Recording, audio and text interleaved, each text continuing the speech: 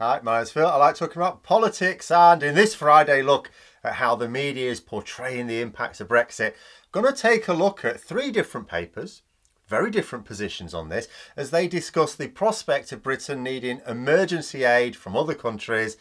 You know, the fact that Brexit is to blame for empty shelves, an absolute zinger about what the Brexit immigration policy actually means for the sorts of jobs the government want British workers to do.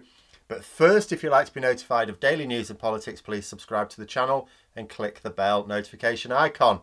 So, as news is announced that the government will be U-turning on another aspect of immigration policy, this time allowing visas for butchers and other workers in meat processing to go along with the other visa U-turns last month. It's worth taking a look at our mess of a post-Brexit immigration policy. And I'm going to kick off here with the Financial Times. Now, for those keeping score, this is a paper that lobbies for big business and the wealthy.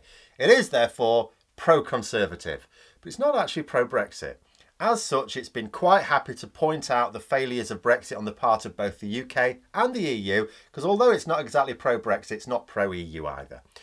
Just treat anything that they talk about regarding financial markets with a bit of healthy scepticism, because a lot of the people they lobby for are very interested in those. But they published a short letter this week, and it was one of the most brutal takedowns of Brexit that I think I've seen in some time. It focuses on the Brexit immigration policy that we have enacted. You know, the one that means we can't get enough workers into key sectors like food production. Well, the way the government spin it is this. So instead of just letting anyone in from the EU trot along and do any old job, they've introduced a points-based system.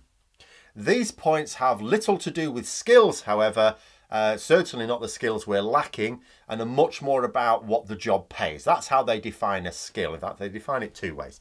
So the practical application of the immigration policy is that if the job pays well, it's classed as skilled, and foreign workers are more than welcome to come along and take those jobs up. If the work isn't well paid, then it's unskilled, and foreign workers face a lot of barriers to those jobs, if indeed they can get them at all. So in this particular system, nurses, paramedics and lorry drivers are unskilled. This new shiny system we've got from our new shiny government. Oh, it's all that new. It's like 11 years old now. But anyway, never mind that now. It's what the practical application of the policy means for what the government thinks British people should do for jobs. I'll read the last paragraph of this letter. Moreover, there is something odd about the post-Brexit immigration policy to let in only the brightest and best that says that the good jobs should be shared by natives and foreigners, but insists that all the bad jobs must be done by Britons. And this is absolutely true. That is what our immigration policy does. It doesn't do anything to stop foreign workers coming for well-paid jobs. See, let's look at examples here. So if you are someone who's not British or Irish, and you want to take up a job in Britain, and you don't have settled status, let's say, so you've never lived in Britain before, but you're interested in this job, you get this job. You need 70 points on this new scheme. Now, it's actually it's a bit pointless, this 70 points thing, because 50 of the points are mandatory. So it's like you need 3 mandatory things and then 20 extra points. Calling it 70 points is just stupid. But first of all, you need an offer of the job by an approved sponsor. That's mandatory. It's never mind saying that that's 20 points. It's mandatory, no matter how many points it is. In other words, someone needs to have given you the job that's a genuine employer. The second thing is, for another 20 points, but again, it's mandatory, the job must be at the appropriate skill level. Now, when you read into it on the government website, what that means is the job requires a minimum of, say, A-levels, which is the qualification we do between 16 and 18-year-olds for those who stay on in school or college. So whatever your equivalent is. And again, for a well-paid job, that's going to be almost a given, isn't it? The applicant also needs to be able to speak English to an acceptable standard. Fair enough. And that's worth 10 points. But again, it's mandatory, so again, the point's neither here nor there. So you need the 3 mandatory things, which is 50 points. So if you get a job offer that needs A-levels or their equivalent, at least, and you can speak English reasonably well, you just actually need 20 points on this system.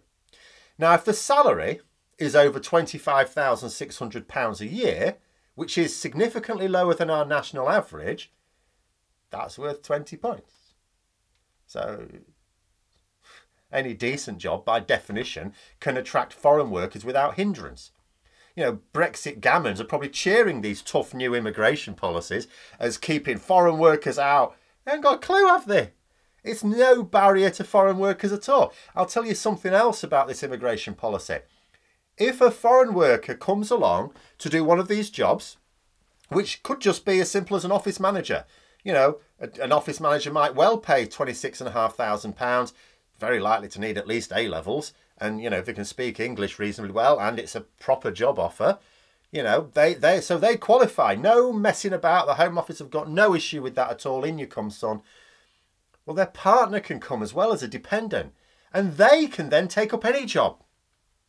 So you could have a couple come to the UK as long as one of them is taking up a qualifying position with the 70 points. The other is free to do any job. They've got full access to the labour market. Even one that wouldn't qualify with these immigration rules. And this was always the fiddle that was going to be in place. There was zero way that a country that absolutely relies upon an international workforce was actually going to close the door on that. You know, just look at the damage we've done by... They thought they could get away with closing the door on the lower paid workers. Look at the damage that's been done there. Imagine if we did that to better paid jobs as well. But as the author of the letter notes, what our immigration policy actually does is it states that it's fine for foreign workers to do well-paid jobs, even mediocre paid jobs, quite frankly. They are allowed to compete with British workers, no problem at all. The Home Office have got no issue with that. The low-paid jobs are only for British workers. Foreigners, with some exceptions, need not apply. Brexit is about the crap jobs being done by British workers and the good jobs being done by whomever can get them. You know, how do the gammons feel about that? The government wants them to do the rubbish jobs while we have no immigration barriers at all to foreign workers doing the well-paid jobs for which there is more competition. But then we move on to another newspaper, The Guardian this time. Anti-Tory and anti-Brexit, though, just like Labour, hasn't exactly been hammering Brexit as much as we might like recently. Again, have to accept perhaps that it is seen as a turn-off amongst a significant section of the public. But they also published a letter this week in which someone explained how leaving the EU caused the problems with our supply chains, linked to the loss of cabotage for lorry drivers, pointing out, as many as have tried for some time, that it's not just a shortage of lorry drivers, but with the loss of cabotage, it's like we have an even more severe shortage of lorries. Because if a lorry isn't carrying a load, might as well not exist. It's not exactly news for us, but it still will be for many members of the general public. And this sort of information is important. Like even The Sun this week has been talking about how supermarkets are trying to hide shortages by sticking any old product on the shelves. Again, nothing new. I had this pointed out to me months ago, and then I featured that in a video months ago. They've been doing it for ages. But the more these things are reported, the more aware the general population will hopefully become. And just as well, I've seen the polling this week. I was saying recently, how is it crisis after crisis after crisis, week after week after week, and the Conservatives, about a month ago, okay, they were below Labour, but then they went back up again. They've been nice and steady on 39%. 39%? They've gone up! They've gone up! They're up to 41%. They're going to have this general... Oh, my goodness me. So what? So what's really hurting us right now, it's not any Brexit debate, because there's virtually no debate going on in the wider public. It's Brexit ignorance. The fact that people are just unaware of how much damage Brexit is doing. Like even the container port problems I was talking about a week ago, which are getting worse right now, as was predicted by the people working there. If you look in some parts of the media, you'd think it was easy. I mean, there are some telling their readers that stock up on Christmas gifts now before it's too late. But some of them are saying, don't worry, lads, the government are sorting it all out. Don't sweat it. You'll be fine. Just shop as normal. But then one of the more remarkable Brexit articles. Now, this was in the Telegraph, just to finish off, which is both pro-Tory and pro-Brexit. But if I describe it, you'll say that makes no sense for a pro-Brexit paper. No, it doesn't.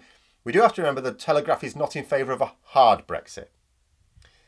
And I've mentioned this in the past. but it is still pro-Brexit. It reported the former Prime Minister of Finland, Alexander Stubb, you may have seen this, saying that even though our shortage crisis is entirely our fault, that the EU should nonetheless deliver emergency aid should we need it. This could include, he said, goods or services. Now, this is quite a remarkable piece for a pro-Brexit paper. Like I said, not a hard Brexit paper. There's a lot going on in there. First of all, there's absolutely no counter in the article to the notion that the shortages are being caused by Brexit or that the fault lies entirely at our doorstep. It doesn't quote him saying this stuff and then says, but there are others who think it's not really that much to do with Brexit. No, there's none of that. There's no attempt to muddy the waters with talk of the pandemic, even though that is an aggravating factor. Nor is there an attempt to complain about the EU being mean by imposing the customs borders that we have not. The article quoted Stubb after he said the EU should offer assistance, saying, it's a bit cheeky, this is what friends do, even if the pain has been self-inflicted, stupid and unnecessary. The article points out that the problems we have experienced in Britain have not been repeated in Northern Ireland because they remain within the single market. Again, no messing about by trying to offer a counter view from some supposed expert who actually knows nothing, as the Express or the Mail often do, if they were reporting this. You know, the quotes kept coming. This is not a period of adaptation, he said. It is a rather permanent reality and fact linked to voluntary isolation and myths of sovereignty in an independent world, or interdependent world rather. And sure enough, all the article is doing is quoting someone who is a committed member of the EU. Any Brexit sympathisers reading the Telegraph can take it and leave it at that. But as with the other articles, again, important to keep plugging away at this. You read this article, what is it telling you? It's telling you that the shortages we have are not repeated elsewhere. It's telling us that these problems are down to Brexit. It's telling us that these problems are permanent. I mean, you can believe it or not, the people reading it, but some of them will look at that and go, oh, they're not getting this false narrative that it's something else. You know, we need more people to see the link between Brexit and the harm that we are suffering. You know, and especially when it gets the point across that we are alone in these consequences. Something I keep trying to say, and I'll be saying it again in a video tomorrow, is that although some of these factors are not directly caused by Brexit and are felt in other countries, the consequences are only felt here. The shortages are only felt here. You know, and that's how it is. And we need to put this right as soon as possible. We need more people to see it, because it really is this simple. The quicker people understand the truth, the quicker we can start implementing real solutions. And we are an absolute race against time, because especially when I saw the polls this week, the Conservatives, as soon as they feel that they are in a position to win a general election comfortably, they will trigger a general election before more damage becomes apparent, and before the damage that is apparent, it becomes obvious that it's permanent and not just a blip. But those are my thoughts. Let me know yours in the comments below. Hope you found the video interesting. If you did, don't forget to click the like button. And if you'd like to support the channel further, please also click the Patreon link for details. And until next time, I'll see you later.